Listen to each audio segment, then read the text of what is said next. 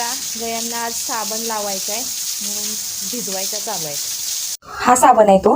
हा साबण लावला की गोचडी, पिस्सू, माशी, मच्छर काही म्हणजे पिसवा वगैरे असा काहीच त्रास होत नाही गायांना. मग आम्ही हा आठवड्यातून एकदा लावतो आणि गाया स्वच्छ धुतो. मग कशा शांत उभ्या राहिलेत बघा आता गाई.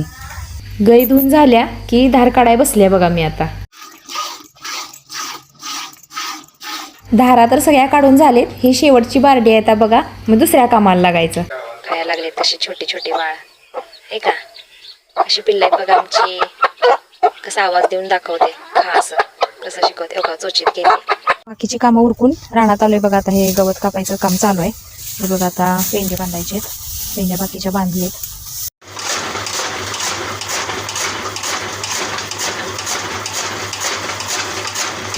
हे बघा वैरण टाकायचं काम चालू आहे आता.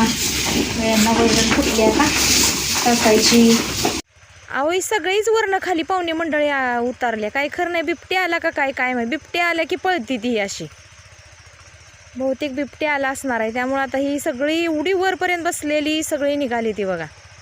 हे बघा म्हणलं राहतील ही मुक्कामाला पण ही निघाली तर. आय थांबा की. अहो कुठं निघालाय.